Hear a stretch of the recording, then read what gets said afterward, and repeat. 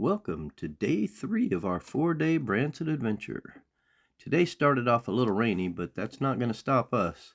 You see, Vicky heard rumors of a plant store with a bistro attached to it, and if you know Vicky at all, you know there was absolutely no chance we were not going to this one. To be fair, I didn't mind going either. A plant store and good food? That's a pretty easy sale for both of us. Welcome to Azalea's Garden Bistro.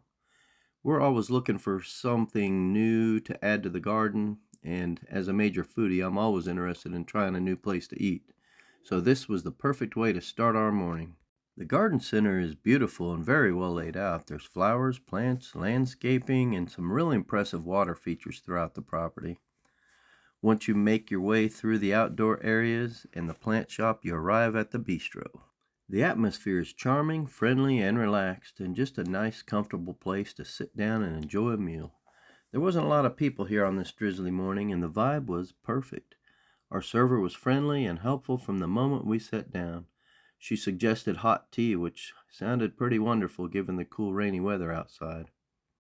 They serve breakfast all day, and honestly, that's all I needed to hear. The menu had a lot of tempting choices, but I landed on an omelet with potatoes and gravy. Vicky went with the club sandwich and a salad. And let me tell you what, that omelet was fantastic. After breakfast, we wandered back through the garden center and naturally found a few things we couldn't live without. we picked up some beautiful purple flowers. They were called ping pong purples, and some rhubarb Vicky had been looking for. There was a lot more that we wanted, but we still had a couple days left before heading home, so we had to exercise a little self-control. Not a lot of self-control, but a little. The plants all looked very healthy, well cared for, and ready to go into someone's garden. Spring is such a beautiful time of year, and this place really embraces it. With breakfast complete and plants secured, we headed to the Shepherd of the Hills Fish Hatchery. This place is located right below Table Rock Dam, and it's fun and very educational. I hadn't been here since they completed the remodel, and honestly, I was impressed. The visitor center has been completely refreshed. It's colorful, bright, clean, and full of interesting information about trout, fish, local wildlife, and some creatures that slither through the water. Whether you're a fisherman or just somebody that enjoys nature and learning new things and seeing beautiful sights, this place has something for everyone. There's plenty of it. You can move through the exhibits as quickly or as slowly as you like. And then when you're finished, the trout raceways are right outside the back door. Pro tip, bring a handful of quarters. You'll want them. There are fish food vending machines outside, and the trout are more than happy to accept your offerings. In fact, they seem to expect them. The dam wasn't generating water while we were there, but it's still very impressive to see. Even with the drizzle, it was a really pleasant place to walk around. The video doesn't show it, I think, because it was kind of gloomy out, but the water's very clear and easy to see through. And the moment the pellets hit the water, let's just say the trout get very enthusiastic. If you're traveling with kids, this place is an easy recommendation.